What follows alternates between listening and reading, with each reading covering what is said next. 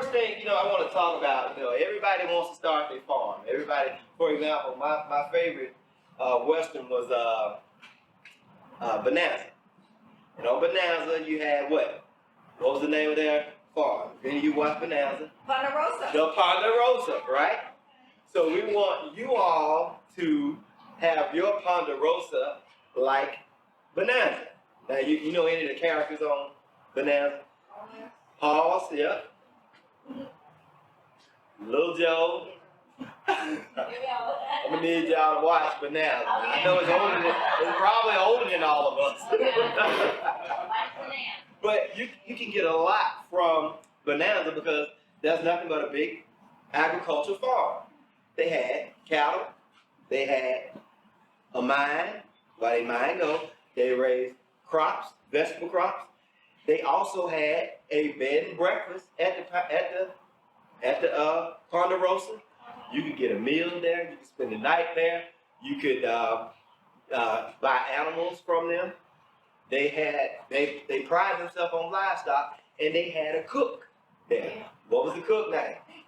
Hop Sing. That's right. The cook was a Japanese or Chinese cook, Hop Sing, and he prepared all the meals at the Ponderosa.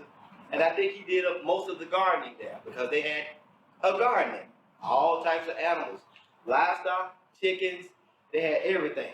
So when you think about starting your Ponderosa, we want you all to think about patterning your farm after that and making it work for you. Like I said, they had everything, and everybody that visited, was it Virginia City, came to the Ponderosa.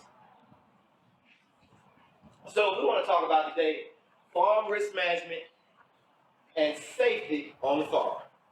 We all know that we got to have some form of safety on the farm. When you start the farm, when you're actively involved in the farm, and when others come out to visit your farm. So, what makes farm work dangerous and risky? So a lot of times we think about, but we don't tend to, think about the environment. Right now we're sitting in the cold, but if we had a farm and you had animals or you had a crop, that everything would have to be tended to. Those high tones right there, when it got cold, they rolled the sides down. It was warm in there. So they rolled the sides up so the plant can get air and it can circulate in there. So that's a job coming out in the weather. Personal factors, hot, cold, temperature, you're working with the farm. And work activities. Sometimes our work activities, we can get so comfortable with them that we can become careless on the farm. So we want to make sure that our work activities are beneficial to us and won't harm or hurt us. Environmental factors, let's talk about that. The weather, that's a factor that we're going to have regardless if we're farming. If we're in a rural area like working out here, you'll be isolated from others. So in the event of an accident, the time that it would take for someone to come out here to care for you will take a while. It will be delayed in response of emergencies. Hazards and exposures not monitored, like noises around you. When you pulled up, I know some of you heard the cows, right? Noises. Some of you, there's sunlight, lightning, dust, all of that plays a role on the farm. Exposure to hazards beyond understanding. It's personal factors that happen. Work sometimes pushes physical limits. Sometimes on our main jobs, we could get so caught up in the job, we can find ourselves working 10 and 12-hour jobs, and our work could push our physical limits. We can get tired, we can get careless, and that would cause injuries and things to happen on the farm. Work activity, long work hours, an erratic workplace, work activities depend on the uncertainty of the weather. Now, we all know, like today, we were planning a hot day because last week it was warm. And we know we've been through multiple climate changes. Yesterday it was warm. The day before that it was storming. And last week it was hot. And now we're cold wearing jackets today. So, who's at risk of injury? Everyone. Your co-workers, visitors out here. That's why we're gearing this workshop. So once you get to looking out here on the farm, you can know to be safe out here. Family members, farm animals, and wildlife. We don't want any animals to hurt anybody, or we don't want any animals to be harmed either. What are the risk factors associated with farming? Tractors, machineries, implements, things that hook up behind the tractors, which we're going to look at and talk about today. Livestock, electricity, chemicals, fires, ponds, and open bodies of water, which we have all of that out here. Sun exposure, ATVs.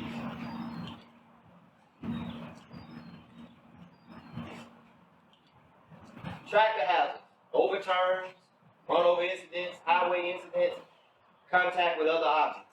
You know, when you're on a tractor, you have, especially if you have a piece of implement, the tractor may be this wide, what you're looking at in front of you, but the implement may be as much as 12 feet wide. And you got to look at all the factors around you so that you won't tear anything up or hit anything.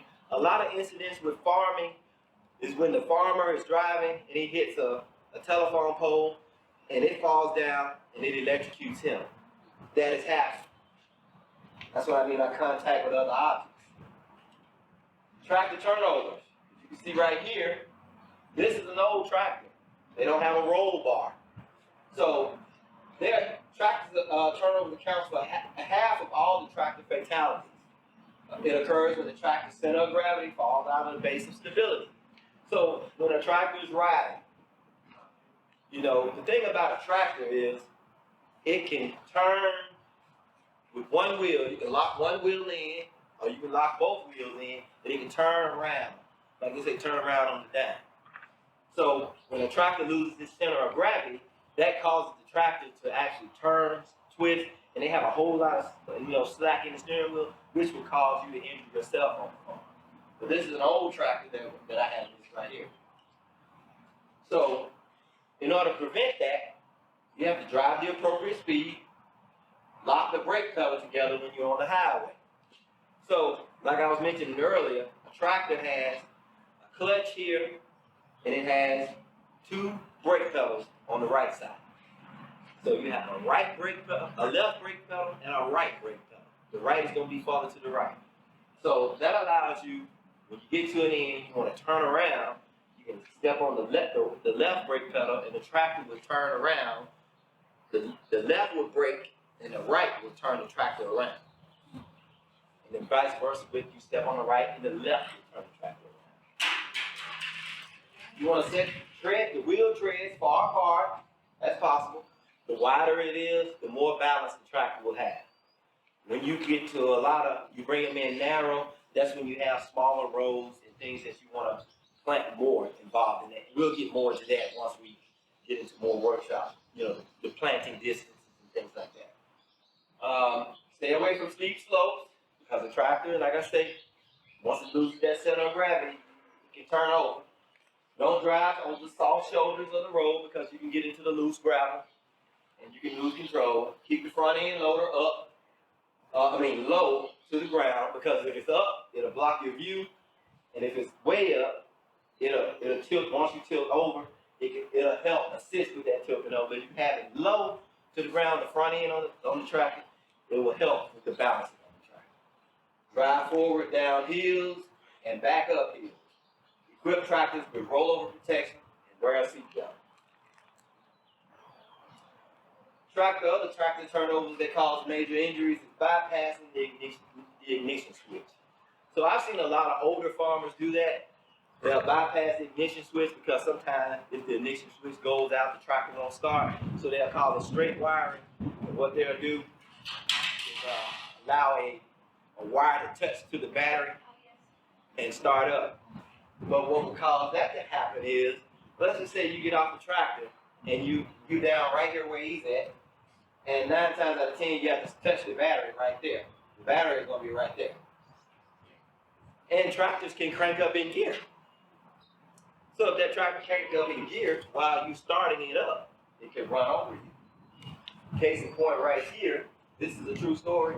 My cousin, he's an older gentleman, has this old 1954 tractor, 1954 Ford Jubilee tractor. Right here, you can see it has a gear right here, and it has a key and it has a push button start.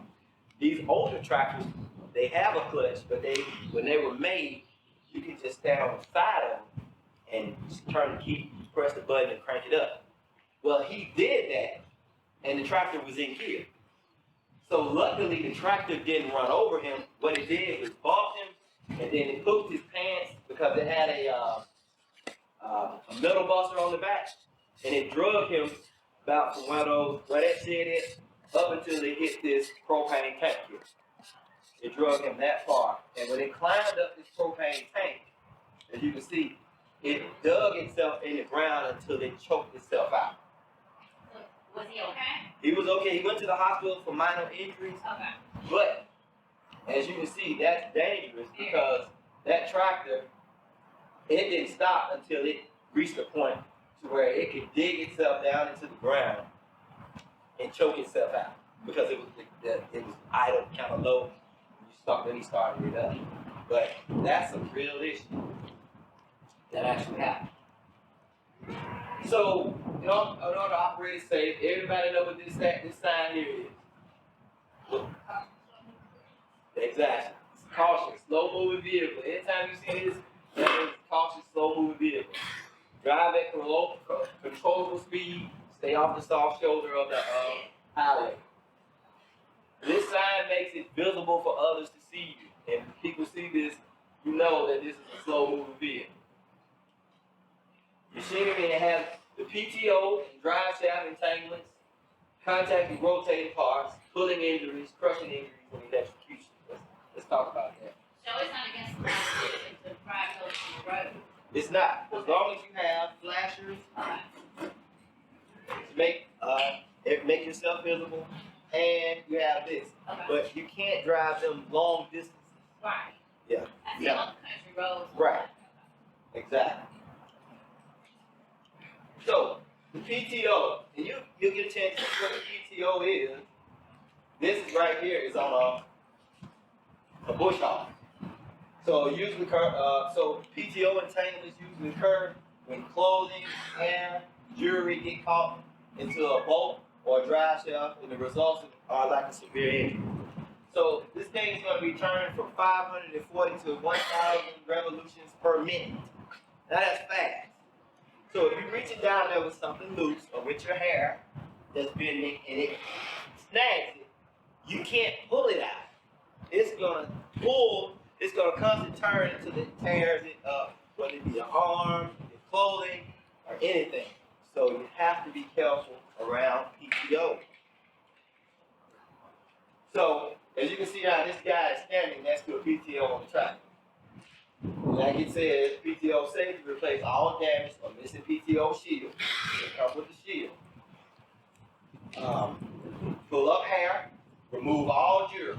Just think if I was working next to a PTO and a snag caught my ring or something. It's not going to take the ring off because the ring is hard. What it's going to do is going to take it, it's going to tear my finger off because it's just that strong. This PTO is designed to turn a blade or a tiller to dig up the ground. So as far as with my finger or something like that, it would tear off.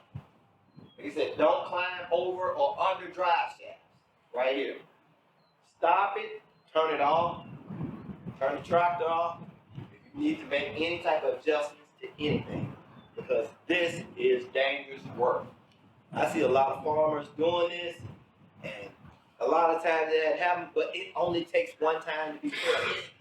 And then you get hurt, or you have an accident, and you lose, and you get hurt. Who's going to take care of the farm? What things do you have in place to take care of the farm? But that goes into another subject, and we're going to talk about that later on in other workshops, how to keep the farm safe in the event the farmer gets hurt. It also talks about don't wear loose clothes and never reach over a rotating object. If it's rotating or turning, don't reach over it, don't reach under it. It can cause an injury. Don't rely on the hydraulics. A lot of people will park, a lot of farmers I've seen park machinery and leave the hydraulic up with it on the back, the implement on it. What that does is weakens the hydraulic. So maybe one day you walk past it, may all of a sudden give out and fall. So you never should leave that up. Never crawl under a machine, implement without chalking or blocking the wheels. Never allow anyone near the chain when it's in distress or when it's running. Do not do anything that you think is dangerous. Now, we all like animals, right? But animals are like us. They can have a bad day too.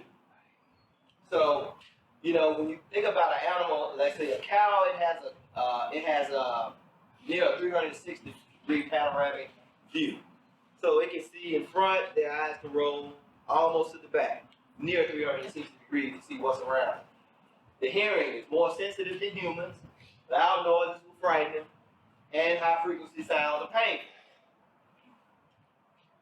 The temperament of each animal has its own personality. It can become uncomfortable in personal space when their personal space is threatened. Routine calming is something that you need to do. Walk in, check with your animal, see what type of day they're having, and then proceed. Because the animal they have bad days also. When I was looking at my cowboy back here, he was like, what? You know, sometimes you have to go in, you know, with a calming voice to animals, you know, let them know, hey, I'm here, unless they're used to you, you know. But with new animals that you brought in from the sale barn or somewhere else, the animal has to get adjusted to you and how you work. So, instincts, females can become aggressive when they're offsprings. When they have their offspring, they become threatening. Males are aggressive when mating season happens. So, you have to know all these things in the temperament of the animal. They have the offspring, the female is going to be aggressive. When it's mating season, the male is going to be aggressive. Be aware of all of that. Maintain a non-threatening distance from the animal. Use a calm voice. Don't startle the animal. Never prod the animal, make him upset. And don't be abusive. Stay away from the newborn.